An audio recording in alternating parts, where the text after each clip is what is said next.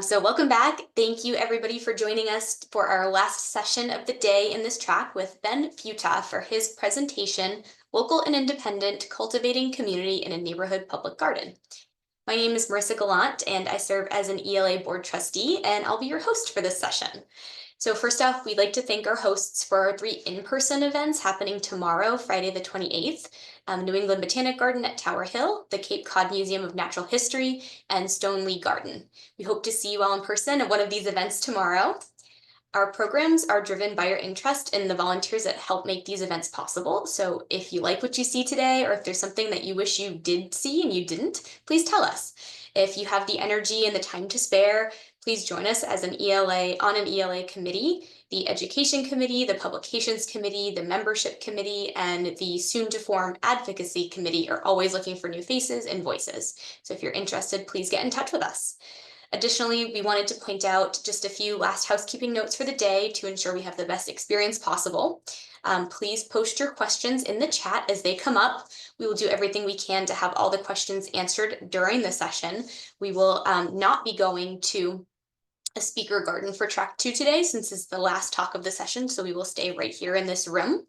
And then don't forget to check the main space before you go today for job listings, openings, and possibilities. It's that time of year. And then lastly, this presentation has been approved for One LACES CEU. So there's a tab in the main room that has the quiz and then all the related CEU information that you will need. And without further ado, on to our final session. So I'm proud to introduce Ben Futa, who's the owner and founder of Botany LLC.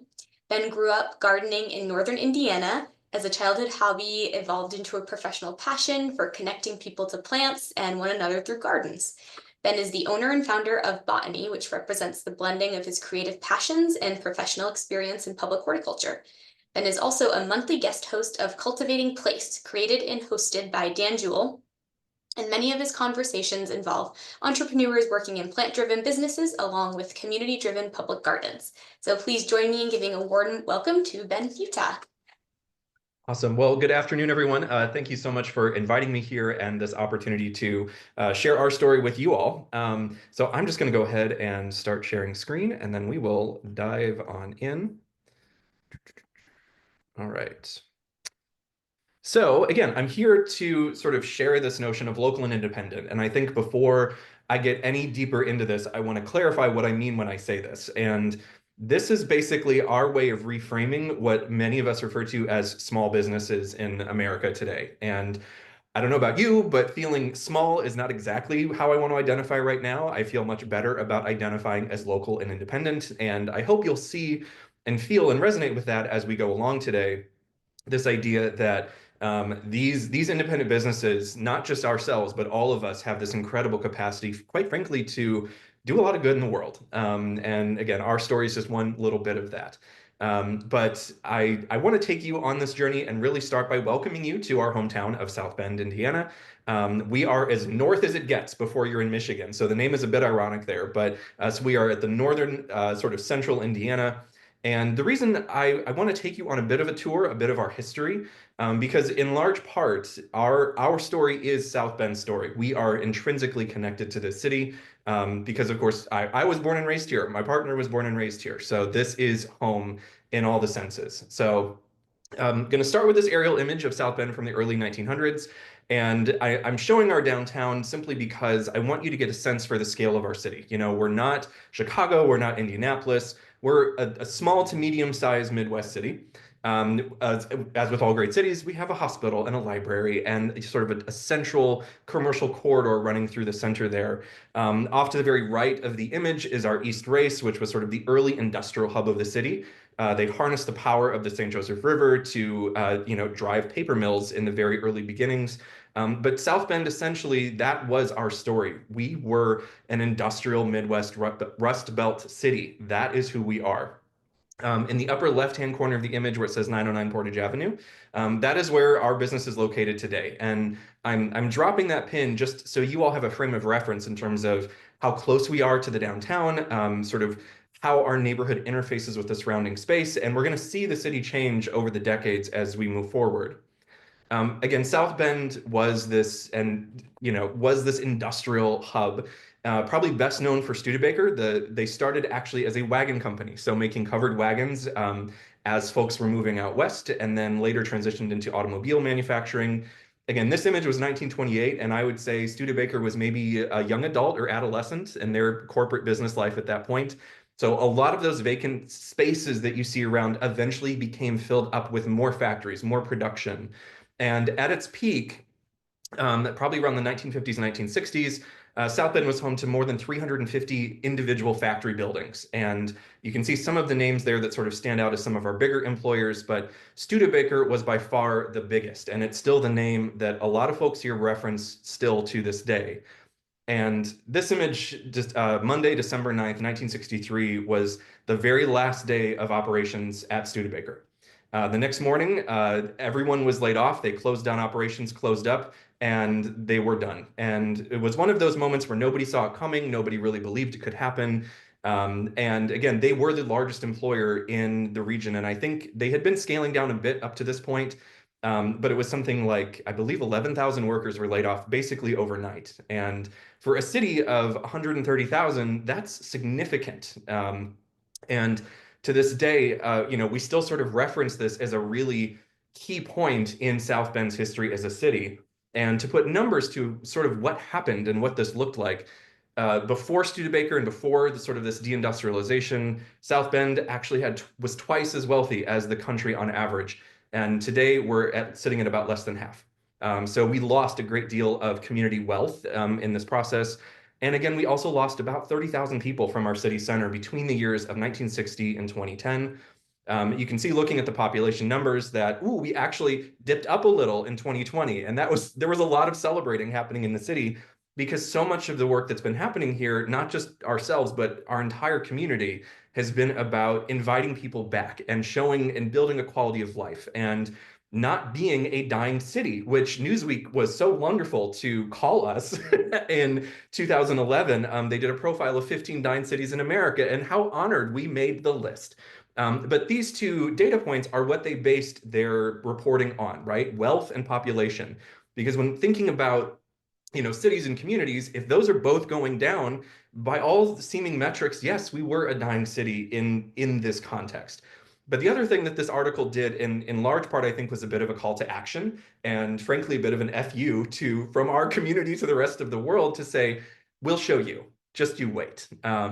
And we'll talk a little bit about, again, what started to happen after this. But this article, in large part, drove Mayor Pete Buttigieg's campaign when he was our mayor, elected in 2012. And he ran a lot, or in part, based on this platform, based on this article, saying, again, we'll show you. We're not a dying city.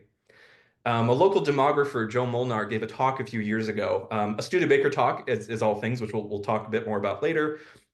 But I love this quote that he shared, and that is that loss is palpable here. You cannot live consciously in this city without noticing the past. And this image I chose specifically because I grew up in the country, but I went to school, elementary school downtown, and this was our commute every day. I remember driving past this building, little 10 and 12-year-old Ben, and I saw this every day, but it never necessarily struck for me that this was a bad thing or that this was negative, or I was never embarrassed by this. I never felt defeated looking at something like this. Now, I can't necessarily say the same for the 30,000 so people who left the city because they saw things like this and said, no, we're going to go someplace else that doesn't have this to deal with. But the reality of this also, and I just, because we're a room of plant people, I have to share this. So this is out west of the city, just by a few miles. This is the old Studebaker Proving Grounds. So this is where they would take their vehicles, run them through their tests before doing product development and things like that. But they planted their logo in hundreds of white pines with the notion that as the CEOs were coming into the city to land at the South Bend Municipal Airport, you could see their logo from the sky. And we could probably unpack a lot of this, right? Like culturally, what does this signify? But what I think is most interesting about this, and this is an old image, by the way, but those trees are still there today. The trees outlasted the corporation. And you can still, if you go to Google Earth today and look up South Bend and scroll west of the city, you will see this on Google Earth. It is still there. But plants, again, sort of lasting longer than the industries that put them there. There's a lot of interesting commentary we could make. So, what happened to our city as all of this sort of change and upheaval was happening? Well, this is actually a more present day image of our neighborhood today, the near northwest neighborhood. You can see up in the upper right-hand corner, the little map marker. That is the location of our business and our plant shop today. But looking across this neighborhood, you're probably noticing a lot of gaps, right? I mean, it's sort of like someone punched us in the face and we had some teeth knocked out. And that's sort of what it feels like some days as well. Again, we'll come back to this in a bit to explore the why and the how of this. But I'm, again, just sort of setting the stage of this is the city that we moved, that we're in now, that we're working with now. And I think the key thing with all of this is to underline that we are still living with this today. You know, the ghosts of Studebaker, the ghosts of these industries are not gone. This is not past trauma. This is still unfolding. And I think anyone who either, was born and raised here, certainly, but especially anyone even who comes from the outside, feels this. There is this palpable loss that is still here. To go through these neighborhoods where there's missing homes and houses, you feel that. You can feel that something used to be there. And frankly, we're also still cleaning up and repurposing a lot of these industrial sites, right? They built them to last. They didn't think they would go out of business or move their operation. They were built like bunkers. And so they're really difficult to retrofit, to demolish, to make way for new development. And so because of that, our city has sort of been trapped in the past for many, many decades. And again, that only just started to shift probably in the last couple of decades, I would say. This is another sort of excerpt from Joel Molnar's presentation where he talked about that palpable loss.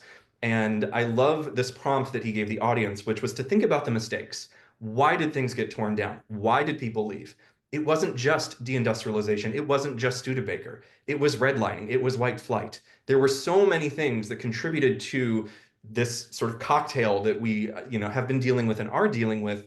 But rather than being trapped in that, challenging ourselves to instead think about what is the future possibility? How could we refill these vacant lots? Because ultimately, these vacant lots are opportunities, really. So I mentioned Mayor Pete earlier. Again, he's on the scene with us here from 2012 to 2020 when he launches his presidential bid. Go Mayor Pete. But one of his first term big initiatives that I think fundamentally reshaped and did so much for the city was what we called 1,000 houses in 1,000 days. And the notion with this was to go into our neighborhoods, to look for the houses that were vacant, abandoned, essentially blighted, and beyond repair. It was, yes, if there were millions and millions of dollars pouring in, we could do restoration, we could do rehabilitation, but these were effectively beyond repair. And property values were continuing to slide, people were continuing to leave neighborhoods, so we had to stop the bleeding. We had to stabilize the system. And that resulted, 1,000 houses in 1,000 days is what led to many of our, not just our neighborhood, a lot of neighborhoods in South Bend look like this today. And I should also say, of the homes that remain, many of them still need work. Many of them still aren't in the best of shape. But I want to point out specifically the 2 blocks on the far right, sort of within that white square, Cottage Grove and Cushing Street. Notice that those are filled in. Notice that there's a lot less vacancy in those couple of blocks.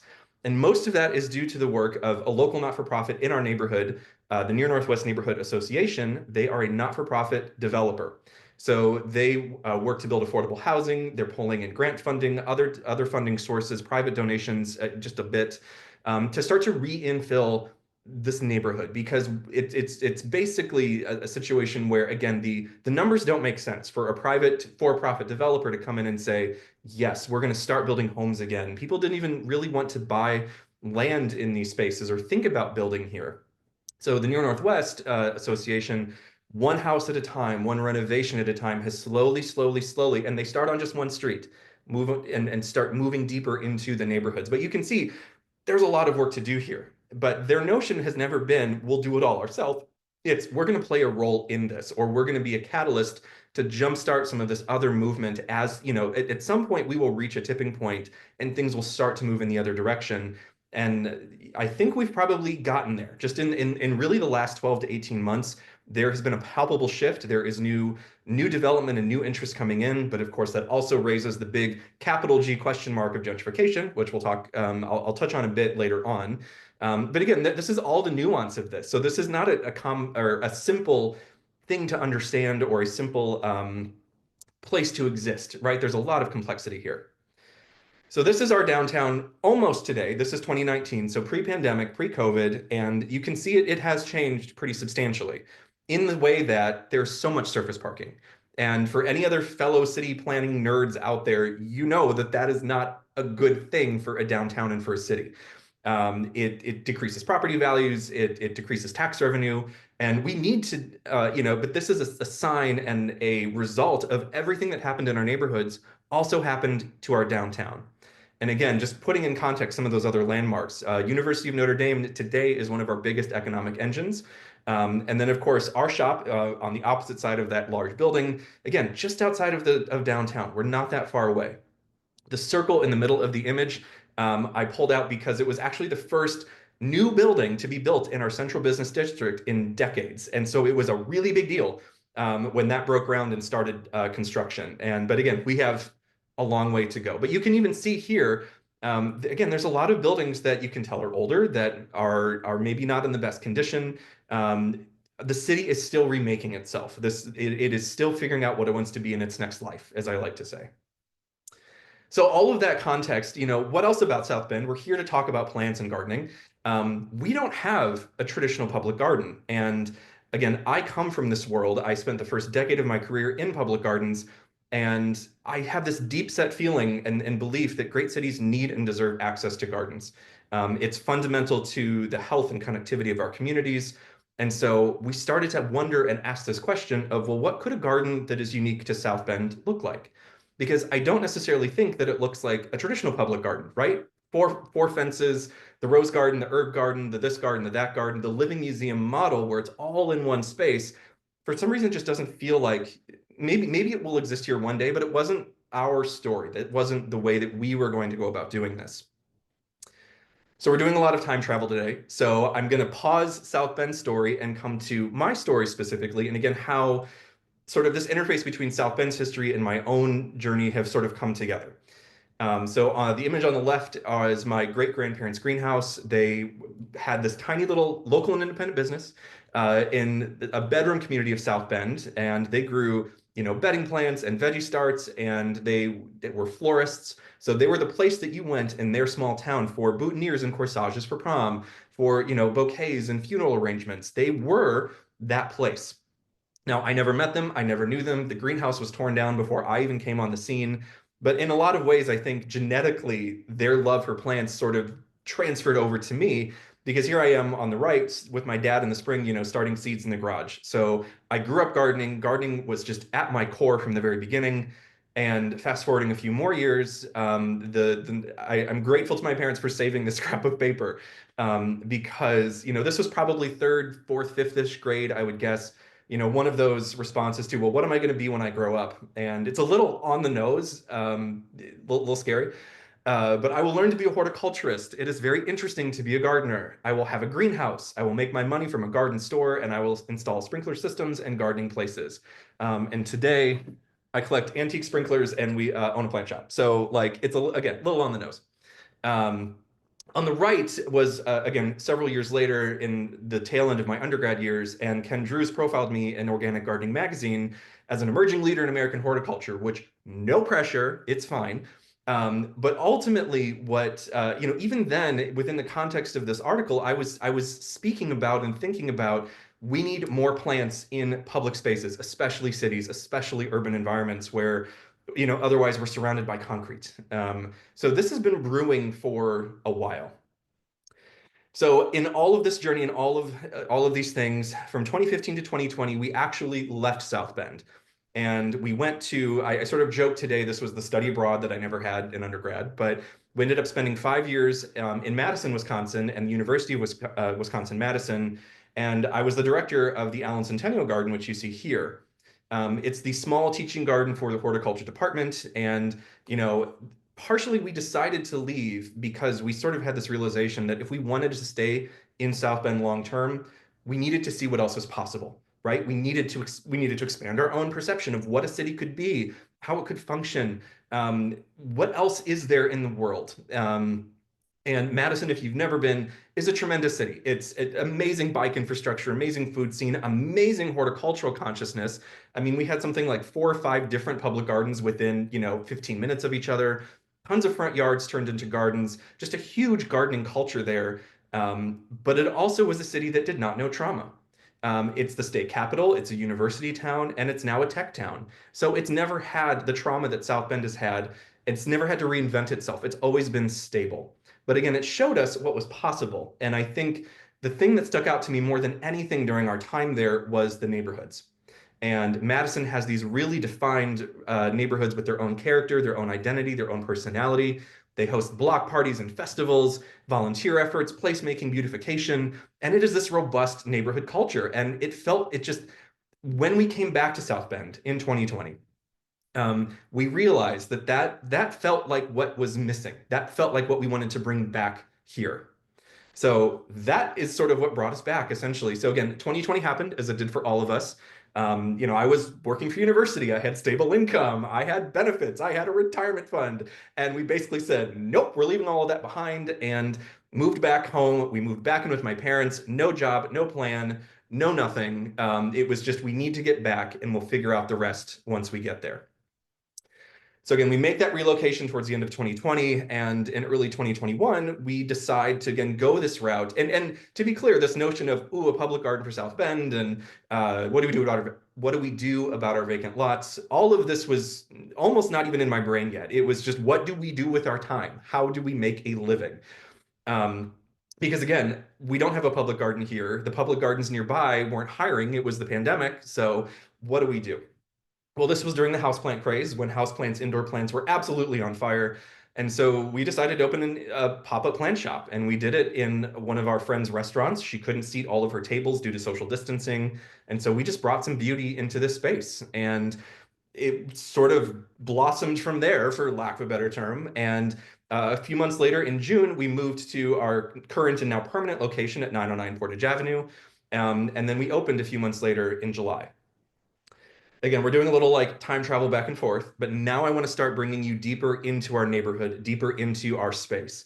And again, telling the story of South Bend and how our neighborhoods have changed over the years. This is our little stretch of Portage Avenue. And off to the left there, that circled building is where we're located today. But you can see back in 2011, this didn't look like what we may describe as an idyllic neighborhood experience. The roads are in bad shape, the sidewalks are in bad shape, all of these buildings are vacant, abandoned, neglected. We see, trees coming up through sidewalks, plants reclaiming the space as they do. But it didn't exactly scream, neighborhood necessarily. But fast forward about a decade, and this is what it looks like, well, as of a couple of years ago. Um, our building has been refurbished. The one next door has been refurbished. The bakery across the street, another industrial building, is being refurbished and repurposed as we speak. And all of this work was driven by actually one of my former professors from IU South Bend, where I finished my undergrad. And that's how we found this space. That's how we came to land in the near Northwest neighborhood. He retired from teaching and decided to do incremental neighborhood development as his second career, which is like, like we should all do this. But that's how we found this space, and you can see the neighborhood already feels different. It suddenly feels like there's some care and intention again. But again, even when we moved in, it wasn't this. It's changed dramatically in a short span of years. Um, this is the interior of our space. This was right as the first day we got the keys as we moved in. White box, as they call it. But here was the interesting thing about this space. It used to be a flower shop in a past life. And if you believe in signs, when we found that out, we thought, maybe this is where we're supposed to land. Because if there were plants and beauty here at one time, we should bring that back. This feels like the place we should land because of that. So a few weeks later, again, we did some quick painting. We moved the inventory over from the pop-up and we opened. And this was the shop. It was just this lower landing. Up the steps to your left, there was nothing there. The way that this building was broken up, it was actually a share space. So each room was its own individual lease. We were the only tenant, but we didn't take on leases for those upper spaces until we were ready. And from a business perspective, this is what allowed us to grow into this space sort of organically and naturally and not have to take on, $2,000 a month in rent. We were paying $400 a month in rent when we first landed. So that was a huge piece of what allowed us to get in and get stabilized here. This also some work happening in the neighborhood. So these are what we call the tiny homes, also built by our former landlord. And We share the parking lot. So off to the right, you see that little bit of asphalt there. That's our parking lot. So these are our neighbors. These were built this a couple months before we moved in, and you can see sort of the sod that was hurriedly put down to get it ready for a home show, but there really wasn't anything in the way of planting or landscaping. Um, the home closest to us with the blue door is privately owned and occupied. The furthest one is an Airbnb. And so both owners sort of approached us shortly after we arrived and said, "Hey, you're plant people. Can you like do something?"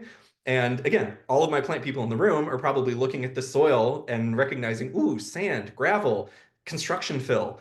And I hope many of you were in Kelly's talk this morning to recognize that we get really excited about sand, actually. Like there's, the right plant, right place. We can do a lot of exciting plantings here and show people some plants that they wouldn't necessarily see otherwise. And so fast forward a couple of years, this is what those plantings look like today. Again, they're sharing our parking lot, they're sharing our space. This image was taken during our Plant Pride Community Block Party Festival. And if you didn't know any better, gee, I don't know. This almost feels like you're just hanging out and having, smoothies in someone's front yard garden. It feels very different than this. But plants did a lot of that work. That's where all of this is starting to go for us. So we land at 909, we get established, we put our feet down, we're starting to get the feet. We, by the way, had never owned a business or done anything retail related in our lives. So we're learning as we're going. But we also knew that we needed to start learning about our neighborhood. We needed to start learning about this place that we are because I didn't grow up in this neighborhood. I grew up way out in the country. So this is a very different space for us. So we started digging around, we started talking to neighbors, and just before we arrived, the city, and this is sort of the part two of Pete's 1,000 Houses in 1,000 Days, the city started doing these master plans for each neighborhood, basically saying, okay, now that we've cleaned the slate, we've kickstarted the engine, how do we build it back? How do we bring this back in a way that builds neighborhood identity and character and does it equitably and sustainably? So, we're perusing and this was all done before we moved back. So I'm just reading what neighbors had shared, what the city had put together. And again, I think this zoning map is really interesting because it shows, where the commercial corridors are. Again, that deep purple, that's our downtown. We're what, 4 or 5 blocks from our downtown, but many people who live here have this feeling that downtown is miles away. It's this weird. South Bend is not yet a walkable city, and that is why. But again, we're located right in the heart of this neighborhood. That little bit of pink in that circle, that is where we are. And so we are in the center of this neighborhood and of this sort of redevelopment that the city is starting to push for, that all of these partners are coming together to work for. And as part of this neighborhood master plan, they were also profiling some of this placemaking that was already beginning to happen. These art installations, a community garden that was privately owned and managed and operated. This was not a not-for-profit. The Sherman Ave Community Garden, our two neighbors that live across the street, bought the vacant lot across from them and created a community garden. They host, concerts and kids gardening days, and it's just the most wholesome thing you could imagine. We have a family-owned urban farm in the neighborhood. So Sunchoke Farms, gardens and farms on several vacant lots. And then the Unity Garden is another not-for-profit in the city, which is sort of a redistributive food model. So, it's free to harvest for all. Anyone's welcome to come inside. It's not a commercial model. It is a pay-it-forward model. But all of these things are happening in our neighborhood. So this is a neighborhood that already has plants and beauty within its context and is thinking about how do we make better use of these gaps, these openings, these opportunities. And again, plants and gardening were cited pretty high in the neighborhood feedback that we saw in that plan. So we move forward to July of 2022. This is our 1 year anniversary. We have filled out the entire shop. The shop is no longer just this lower bay. We now have the whole main floor. And we host our first birthday party, Plant Pride. So this was our block party, again, remembering Madison and thinking about opportunities for neighbors to come together and connect with one another. And it's basically this maker market, vendor market, live music, activities, all kinds of things. This is Benita and her parrot Shaka. They come out to all of our events now, and they're just like, this is home. Like these are our people. And to see all of this vibrancy and activity and liveliness, a maker market on a vacant lot under a beautiful oak tree next to a vacant house. This is South Bend. But also suddenly that vacant house doesn't feel so blighted anymore when there's all this beauty and activity happening around it. And so Plant Pride was this amazing first year experience. And again, seeing people connect, neighbors connect of different ages, different backgrounds, different experiences through social objects like dogs and plants. Like this is what fills us up. This is what feels like we're doing. This is feeling like more of what we want to see. So also Plant Pride that first year was a two-part event. And so it was the Maker Market block party. And then in the evening, we hosted a botanical drag show slash focus group. Because remember, we were still data gathering. We were still listening. And we invited two botanical drag queens to join us, who both happened to work in or own plant shops of their own in different cities on opposite coasts. And so we brought them here to help the people in the room help us understand what a community grounded in plants could look like. And we also invited Maylin Plummer, who many of you might know, very engaged with ELA, the director of the Idea Center for Public Gardens, to be our facilitator, our MC, our moderator. And throughout the evening, we did a performance and then she'd jump in and ask some questions. And then we do another performance and then she'd jump in. And it was just this really fun back and forth between the queens and Maylin to, again, help us think about what this could look like. And so at the very end of the evening, we asked everyone on their way out the door to add a wish to our wish tree. And the prompt was, what do you wish for the botany block? Again, this idea of a garden that could span multiple city lots. And the responses sort of grouped together in some very clear thematic areas of safety and learning and joy and health and food access, a space for belonging and a space that is inclusive and equitable. We still go back and reference these responses today because in many ways we see these as our marching orders, right? Like this is what's driving us in many ways. Later that year in 2022, I was invited to give my own Studebaker talk, again, referencing that from earlier. And this is sort of like South Bend's version of a TED Talk where they invited folks onto the stage to share visions of a future South Bend, not just, again, being trapped in the past. And this was the first time that publicly I was sharing what we were doing, what we were building, what our intention was. And my closing line of the talk was, we are actually building a public garden. We just started with the gift shop first. So taking a moment and taking a breath to soak that in, and what I mean by that, picture, for those of you coming from public gardens or familiar with them, they are a diversity of enterprises. They are not just one business model. There is, retail and the gift shop. There's probably food and beverage, admissions, membership, fundraising, classes and program fees. All of these are different business models and different enterprises that feed into the sum of the whole. And so when you think about what could a public garden based in community look like, again, it's not within four clean, walls. It is spread out. And again, we started with the gift shop first. That is effectively what we built. So again, we start to answer this question. We start to think about, again, how can we redefine and reapply the notion of public horticulture into this neighborhood mindset and adopting this developer's mindset, right? Which developers, yes, they come in, they buy land, they build buildings, they renovate, they're landlords. That's a little bit in terms of how we're thinking, but there's another piece to that, which I'll come back to in a moment. But as we were trying to answer this question of what does a public garden in our community look like, we actually explored and crossed several things off the list, including a collaboration with our local zoo, thinking about bringing both living museums together. Again, that didn't ultimately feel good because at the end of the day, the animals were always going to take center stage. The plants were never going to matter because they're not cute and fluffy. And we know plants matter, so we needed to put plants in a place where they could matter. Our city also does have a small conservatory that is the property of the Parks Department. If you were going to build a traditional public garden in the heart of our downtown, this would be the logical place to do it. But again, that partnership never really manifested and didn't feel good. These felt extractive more than additive. And then we also explored moving 3 blocks away. So just down the street, still within the neighborhood, onto that commercial corridor that we saw when we were looking at the zoning. But again, there was something about leaving the heart of the neighborhood that felt like there would be a loss. And when word got out to neighbors that we were thinking about moving, we actually had a couple folks reach out to us and say, what would it take for you to stay? And those words, to actually do that mental exercise of what would it take, is what basically led us to stay put and to do what we're doing now. So this developer mindset is something that, again, I think all of us could benefit from. And if you're familiar with or a fan of Walt Disney or Imagineering in any sense of the term, in short, it's this sort of blending of creative passions with technical know-how. and this idea of we're iterating and we're testing and we're trying and we're learning. We don't know what this model is yet. We don't know if this is actually going to work. So we just keep kind of throwing things at the wall and we're going to see what sticks and lean in those directions of the things that work. But again, remembering we're also trying to answer this question of we have vacant lots, what do we do about them?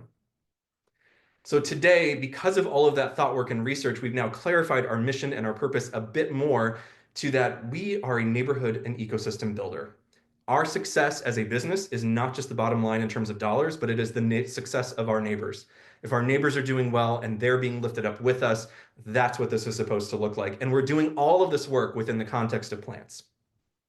So all of this has led us to now finally be able to make the decision to put down permanent roots. Because again, we didn't know if 909 Portage Avenue was going to be our permanent home.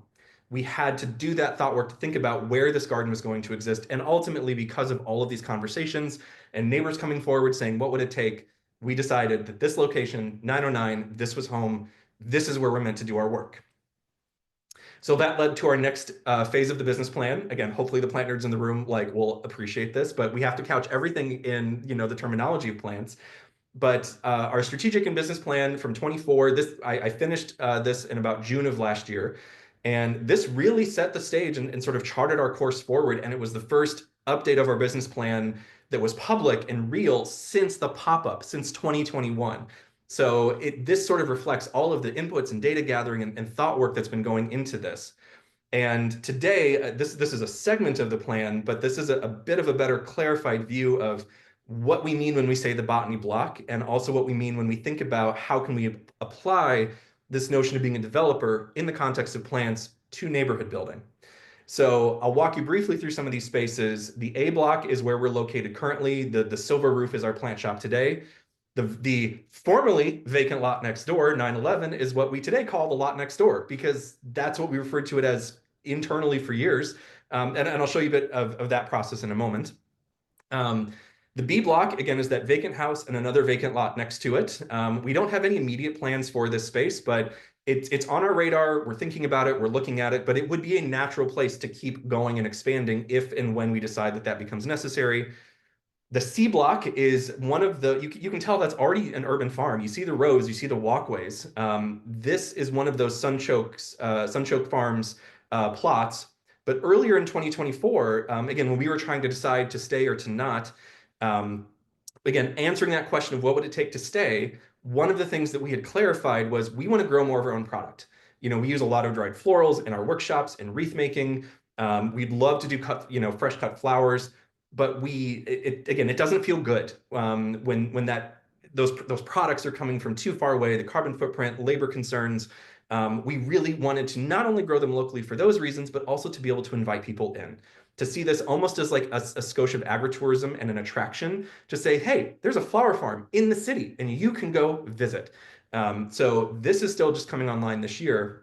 And then the D block is that our neighbor Rebecca, who lives on the corner, owns a double lot and has basically said, hey, when you're ready, you can expand the field. So we have room to move into now. We have space to grow into ourselves. So a big part of the Cultivating plan was a community fundraising campaign, because buying property is no small thing. Expanding and growing our business was no small thing. And so we decided to do a community-based fundraising campaign, because something about what we're building, being accountable to our community just felt right. It felt like the way to do this. We didn't want to be accountable just to a bank or just one angel investor. We wanted a group of people who could kind of be our check and balance a little bit. So we started welcoming investors at $2,500. Again, to make 300,000, that's going to take a lot if people came in at various levels. But we set a fixed return so that for us, we know what to expect and our investors know what to expect. We're targeting a full repayment within 5 years. Based on the projections we've run, this seems doable. We secured it via a promissory note between the investors and Botany, and then repayment's going to begin after Q2. So we gave ourselves a little breathing room to settle into these spaces, to settle into these new programs, and then we're going to start making our folks whole again. So we did meet our fundraising goal in November of last year. We secured 184,000 via traditional financing, and again, this is basically the mortgage on the properties. And the remaining 116 came from a collective of community-based investors, about 15 individuals or families, And we closed on those A block properties, the shop and the lot next door, 909 and 911, on November 27th of last year, which, if you're counting, is the day before Thanksgiving. Oh my God. So it's just like it's so many things happening at one time.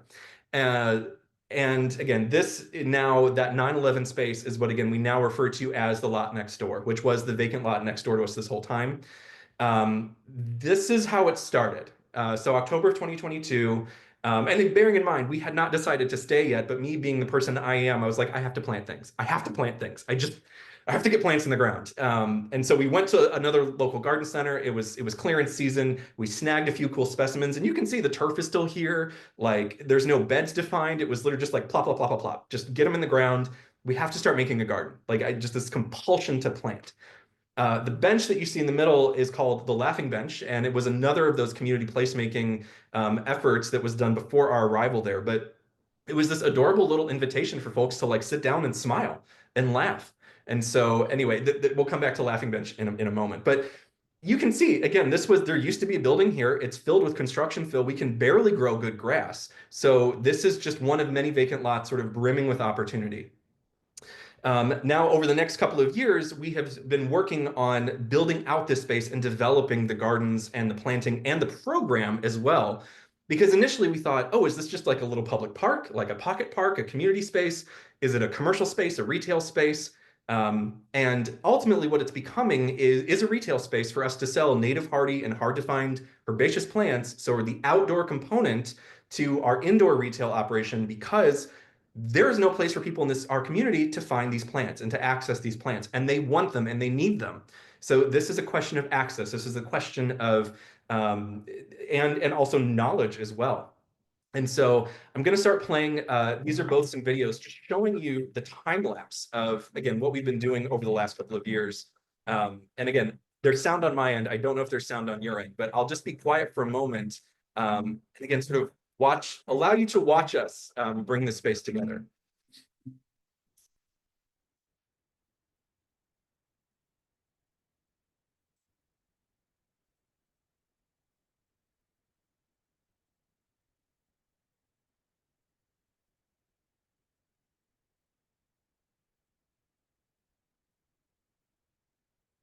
So then fast forward to 2024, and hey, Andy, I know you're in the room. We worked with another amazing local contractor, Indigo Gardens and Design, to start building out the lot. And bear in mind, this work was happening while we were fundraising, while we were closing on the building. We had Christmas trees on the way. We had ordered Christmas trees for the first time. We needed a space for them to go, and this lot still wasn't quite ready for them yet. And so, in a very short span of time, and again, 10 out of 10 to Andy for stepping up and showing up and just being like, what do you need? We brought this space together. And again, I'll be quiet and pause for a moment as you watch this process.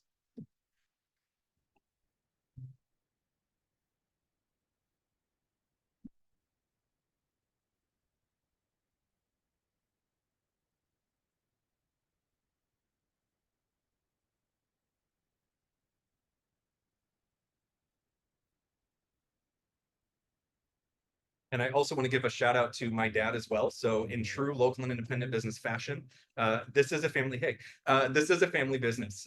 So my dad worked with Andy and myself to design and install a custom fence, because an off the rack fence is not okay.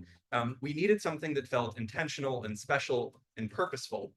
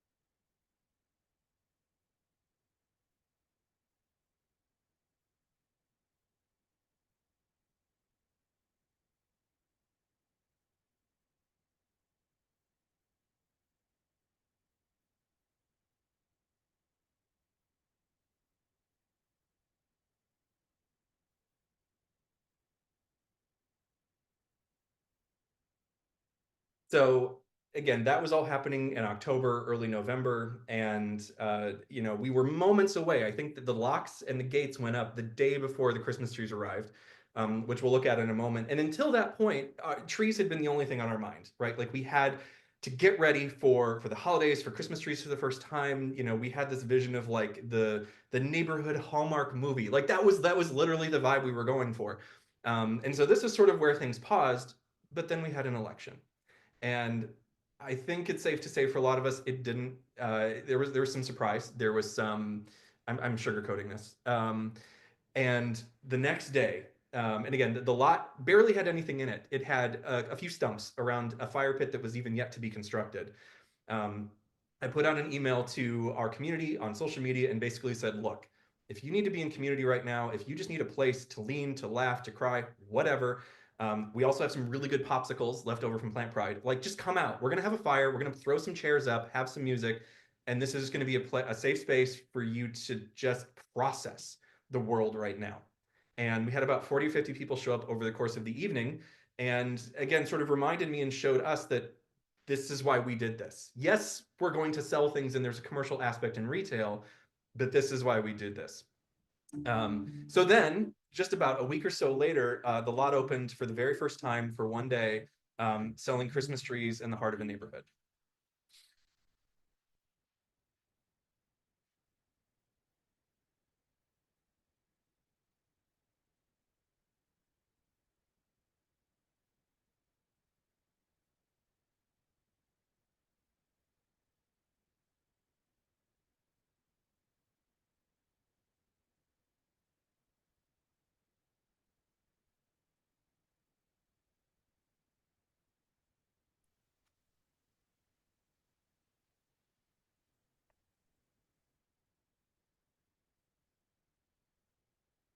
And yes, we had branded marshmallows because, of course, we did. So, looking ahead to what is coming for us, we're leaning into this destinational idea this year because effectively we've realized that as much as we love our neighborhood and we want our neighborhood and our neighbors to thrive and be successful, we need to attract wealth out from outside of our neighborhood in order to build this space with our neighbors. Because again, we're at about 50% of the capacity that we were when this neighborhood was at its peak. So it's not at a point where it can sustain us as a business. We need to invite people in. So we're leaning into events and experiences, our growing of retail, and learning in community. Put another way, traditions, memories, knowledge, and joy. And if you're not familiar with the three C's, I would highly encourage you to check this out as well. This is a model that was developed several years ago by a Harvard business professor who studied the local and independent bookstores that survived Amazon and Barnes and Noble. How did they survive? And it was the community convening and curation is the magic sauce of a local and independent business that is successful. So, in terms of, again, other things on our radars this year, we're obviously opening the lot for the first time, April 26th. We're having a grand opening this year for the first time. We are going to be filling that space also with maker markets, not just Plant Pride. We're going to have one market per month for the entire season. And we're also going to be adopting our neighborhood farmers market, which has been happening up the street in an open parking lot for several years. And this is happening not just because we have a space, but because we learned in January, this is all very new, that the market may go away if we don't do something. And actually, after this presentation tonight, we have a meeting at the shop with all of our potential vendors to look at the space.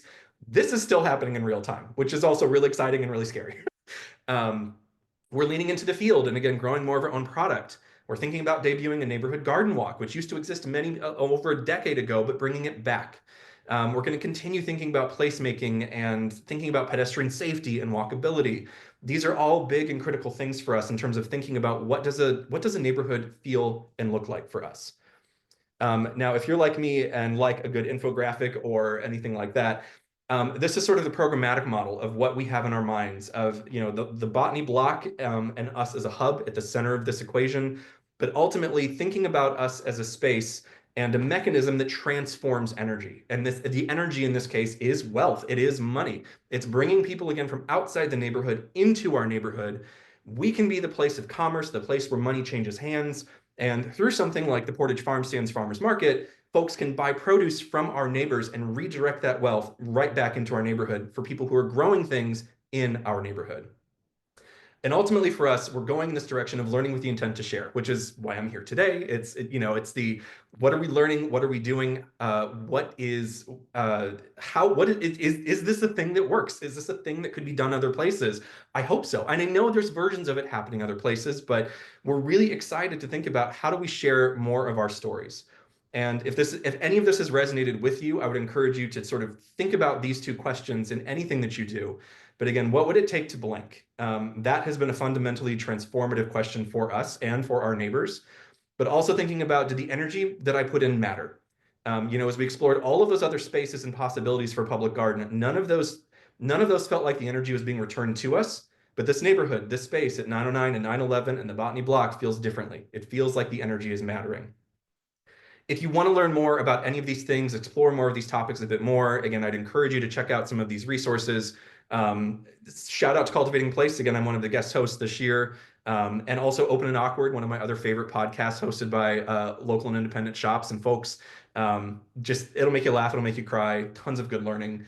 And this is how to reach me. I would love to hear from you guys. I'd love to hear, I'm happy to take some questions here today, but also again, just reach out. If you know of other things happening that are similar to this in other places, I'd love to learn. I'd love to connect.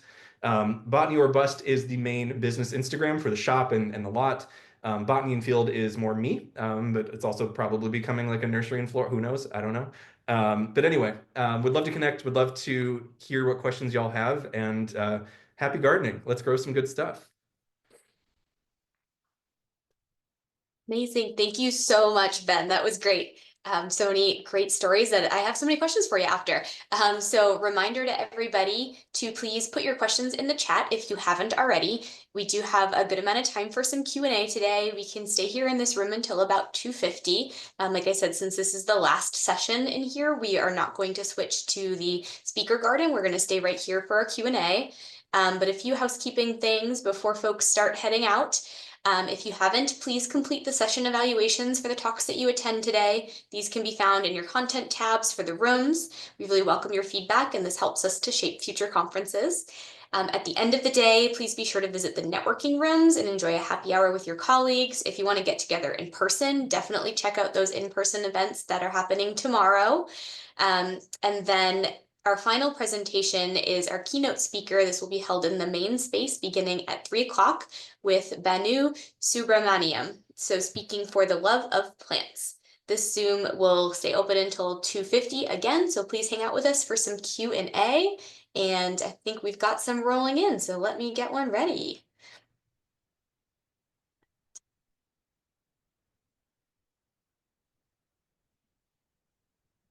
A lot of people just sharing that they love what they do, what you're doing, and they love your story. But I have a question about what is your most heartwarming or your favorite story that has come out of the work you've done so far? Oh man. It's just sort of one of those questions of like, what's your favorite plant? Right, you can't choose just one. Can't just use this one. I mean, I think, it's easy doing the work that we do. We're behind computer screens or sending our emails or, hustling and bustling to do things. And we're so in it that it's hard sometimes to pull back and see and reflect. And I think it was when we were doing the holiday open house, when we were selling those trees for the first time. And this is just because it's a more recent story, but a neighbor came by and came in and just gave me the biggest hug. And just said thank you. Like we needed this. Like this neighborhood needed and I think what for us we have held at the core of and this is to Molly's question. And yes, laughing and crying is very is very much a part of this adventure. Um, the how to make it feel like it belongs to the neighborhood and it's not something we're coming in and forcing upon the neighborhood. Um, I think part of it is we are also of the neighborhood. We live a couple of blocks away, and we care about make it. This is home for us just as much as it is for everybody else. And our ultimate goal of what we were trying to do, I think, is just give people one more reason to be proud to live here. We're not trying to dominate and conquer, to own everything, to control everything. Just in the way that we can, we want to give folks one more reason to love being here and to say, I live in the near Northwest, and that is the best neighborhood in the city, and that's sort of what we're striving for. Love a couple folks are asking similar questions, like, and this is kind of what you're just touching on. How do you make this truly feel like it belongs in the neighborhood? And were there any hurdles that you faced with the neighborhood or city regulations when you were transforming these spaces? Honestly, again, knock on wood, not yet. But I think a lot of that is down to our method and approach in terms of how we went about this. So, stories I hadn't shared is, when we first moved to the neighborhood from the pop-up, I just, literally people living next door. I said, who do I need to know? Who do I need to meet? Who do I need to talk to? Tell me who's active here. Tell me who has a pulse on this neighborhood so I can understand what this is. And then as I met with these people, I asked, what do you need? What does this neighborhood need? And if you're not familiar with Nina Simon, who's no longer doing this work, but founded the organization Of By For All, that is also the model, doing this of, by, and for versus, if you build it, they will come. No, that is not the way we do this. So, I had meetings over kitchen tables, and actually, Susan, who's the owner of Sunchoke Farms, reflected this story back to me. So she was one of the very first people I met with, again, in her kitchen, in her living room, while she's got a baby in one arm and kids running around over here. And I've been here for a month. And again, I asked her about the neighborhood. And fast forward to last summer when we were looking for that growing space. And for us to stay at 909, we needed a growing space. And I turned around and I looked at their growing fields and I thought, huh, that doesn't look like anyone's done much over there this year. I sent her a text. She said, come on down to the farm. 30 minutes later, she said, it's all yours. And and the other, I don't know if I'll be able to tell this one, but um, I also served on the Near Northwest Neighborhood Association board for several years, again, as a means to participate and as a means to understand the nuance and the politics in the community. And by the way, they host like Adopt a Block cleanup days, chili dinners, an arts cafe event. Like we're active participants in all of those. So, we don't want to override any of those things happening. We want to be additive to those things that are happening. But when we decided to stay, I that same day after talking with Susan, I ran down to the NNN, which is right across the street from us, and two Kathys, one who's the director of the NNN, the other who owns the local and independent bookshop, Brainlayer Books, on the corner. They were both in like a pickup meeting, and I walked into the room and I was like, I have something to share. And they just kind of, and I'm like, I'm really sorry to interrupt. But they both knew that we were considering moving down the street. And I was like, we're staying. And we all cried. So I think, yeah, that's all the signs you need, really. Amazing. Thank you so much for your enthusiasm and your passion. It's just so inspiring. I see. I know, Ellen, you've had your hand raised. You're welcome to unmute yourself if you'd like to ask the question directly.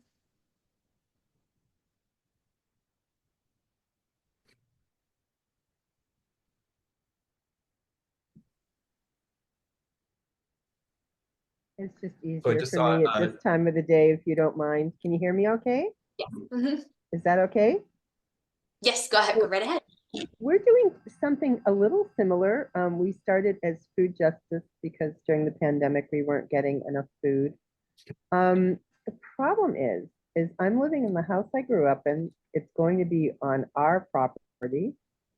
And what has happened to our middle class, working class neighborhood is lots of tear downs and lots of wealth. So there's sort of antagonism going on.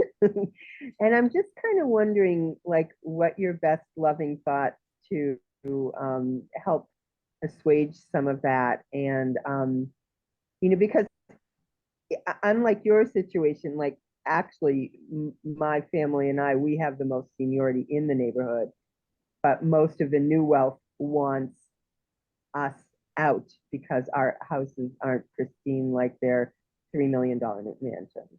And we believe in things like food justice and we have food distros and all of that. So I'm just wondering what your thoughts are there. It's a really good question. And again, like I said earlier, the gentrification with a capital G has been stewing and brewing, in the background of all of this. And I've had some pretty candid conversations with like the neighborhood association and other neighbors in general. Because again, we don't want to do this in a way that feels like we're displacing or that feels like we are Like, yes, we're bringing, new value and nice things, but at the same time, we don't want to do that at the expense of the neighbors who are there. Um, for us, we sort of recognized really early on in the near Northwest that this culture of community is already really strong, even though it is a community that has known, again, this loss and these teardowns and this redevelopment that's happening. The people that are long haulers in this neighborhood still feel very deeply and love very deeply this space. And the NNN director at one point said to me that she was like, gentrification in one word or in one sense, again, is this big money coming from the outside and fundamentally changing the character of a neighborhood and maybe not necessarily for the better. Um, but gentrification with the lowercase g is really about this idea of we all want nice things. Like we don't want roads that are falling apart and shops that are vacant and houses that aren't lived in or any of those types of moments. Like we all want to live in a place that feels good. And part of this is I think doing it in stages and incrementally. So again, we didn't just like move in and bring $3 million. Like that would have been gentrification with capital G. We started with a startup investment of $9,000, like from family and friends. So this has been a slow burn over time. But also I think for us in particular to recognize like we're not the only game happening. That bakery across the street, that's like a $5 or $6 million project now that's still or something like that that's still in the works and still moving. There's a lot of other factors at play, and I think one of the things that from what we've looked at and folks we've talked to, Neighborhood Evolution, by the way, is a really great organization to connect with, who I think could also help you with some of these questions in a deeper way. But one of the things they advocate for is local ownership. So again, like we are local, we live in the neighborhood, and we own the business and run the business in that space. It's not a chain, it's not a franchise, but it's really pushing for that local ownership as much as possible. I have two more questions for you ready to go in the chat. So I'm going to start with Molly's here. So along those lines, just kind of what you were saying, how do you make sure that the structure of your business is giving back and funneling back to the people in the community who can really benefit from it? Yes. So we are really intentional about working with a lot of local makers. And those are folks that aren't necessarily in the neighborhood explicitly, but probably within South Bend, within 15 or 20 minutes. The Portage Farm Stands in particular is one that we're really excited for because a lot of those folks are of the neighborhood. So for that one, we're sort of seeing that as like, how can we layer our foot traffic of people who want to buy plants with people who want to buy sourdough and cucumbers? And again, we are in a food desert as well. So this is a food access question for us at the same time. And again, we're sort of looking at like we are the space, like and the programming that happens in that space is sort of a lot of, I think, how this stuff will start to come online.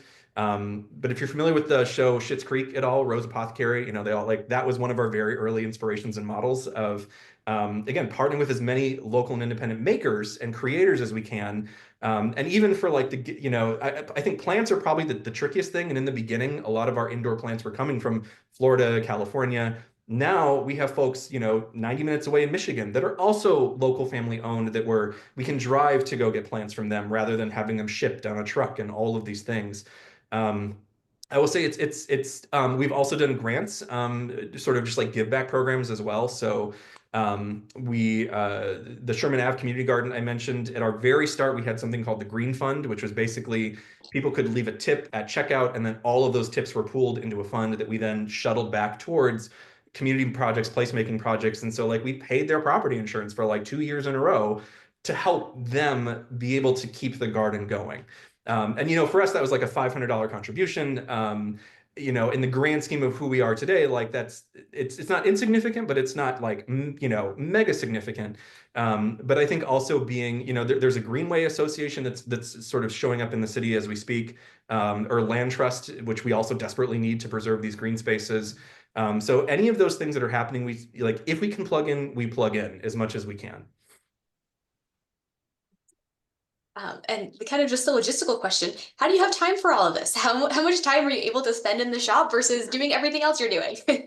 Well, these days I'm pretty much out of the shop. I did sort of I was very involved in, like, I was the person behind the desk. I was the manager. I was the hello, welcome in today. Like I was that, I was selling you the pothos, for the first 2.5 years. And over the last couple of years, we've been able to slowly grow our team and our staff. We have two co-managers who run the shop now, which is amazing. But I will say, when the green season arrives with the lot next door, because this is new, like, guess who's going to be the MOD? Like, I'm doing all the buying, the curating. My partner's helping with merchandising, and buying as well. But I'm the, like, and outdoor plants are my soul. So like, I'm actually really excited to be out there and to, because of course, like, people still come into the shop and they're like, is Ben here? And we're like, no. It's like he's doing all these other things like raising money and buying buildings. But that's all done. And 2024 was just a lift. So now we just get to live in the space. We don't have to do all of this other stuff to get the spaces pulled together. And that feels honestly really good. But also, if I could have like 2 more weeks of winter, that wouldn't suck either. Because just a little more time in the office. It's a little time to rest and catch up. Yeah. Does anyone else have any questions? Anyone want to unmute themselves and throw something out there? You're welcome to. We do have a few more minutes. So real quick, James's question about, did I meet Pete and what's he Oh my like? gosh, I missed Pete. I'm so sorry. Yes. And well, okay. So he performed our wedding. He officiated our wedding. So there will be a day when he is president. We're like, yep, president married us. Like, we're very ready for that day. But he was amazing. Like, and by the way, the day of our wedding, and maybe I shouldn't be telling this story, but who cares? He, it was an evening thing, backyard, whatever. He got there just in the nick of time, because he was coming from the airport from the DNC, where he was on nominating Hillary for the presidential run that year. So like, and he was like, I had someone lined up to fill in for me in case I couldn't be there, in case this nomination took too long. But then he just like stayed and just ate with us and like hung out and had macaroni and cheese. Like, he's the most down to earth. Like, he is who he is on TV. And again, like, I think most of South Bend is like, that guy's for real. So yeah, he's an amazing human, and I've like, that was my bulk of my experience, was that I saw him at a fundraising event once, but so articulate, just like a good solid human. Well, I mean, if your wedding has mac and cheese, like, to be fair, no one's leaving. Like, I mean, we expected him just like come and do the vows and go. Like, he's so busy, and he was like, no, I'll just like, he didn't dance or anything, but he like stayed for dinner and sat at our table, and like, we have people, and at that point he was still just the mayor, and so we still had people like fit, like, no one knew he was going to be there. Like, we didn't tell anybody. So yeah, when he came in, it was kind of like, it was good. That's amazing. I have one final question for you. What are you most excited about in the next couple years? There's so much going on and there's so much happening. What is like the number one thing? Oh man, I think Another hard question. Yeah. no, no, no, that's great. Again, honestly, I think for me personally, it's just spending more time outside. As much as I love what the shop did in terms of being the first thing that we spooled up and got going, being inside every day just really is bad for my soul. So to be able to be in the lot next door, to have the field is also going to be my project this year. So seed starting has commenced, and apparently we're a flower farmer now. This is what we do in our lives. But like, all of those things feel really good. Spending more time with the plants, spending more time outside, spending more time with people. Um, and again, like, things like the markets, I'm playing a pretty active role in those this year, but if they go well, we'll hire a market manager next year, because I can only wear so many hats. But yeah, I think, I would, to go back to 21 and putting this presentation together too, to look at where it started, to look at what the lot was, in 2022, with just like trees shoved in the ground, like, like plant and pray and just like hope that they grow and don't die. And to now have this space that feels like a space, and it feels way bigger, too, than it did before. I don't know how that happened, but it got bigger. So yeah, I think just being able to not have like the stress of answering the question, where do we belong and where are we going to do our work, was an incredibly heavy question, and very hard and difficult to answer. And there were a lot of sleepless nights over, but having the clarity of like, nope, this is our location. We are never moving. We are never opening another location. Like, this is where we're meant to do our work for the next however many years. That clarity feels really good. And so now we just get to like play with plants and talk to people. So like, that feels good. Everyone loves that. Yes. Awesome. right, well, last call for questions from anybody.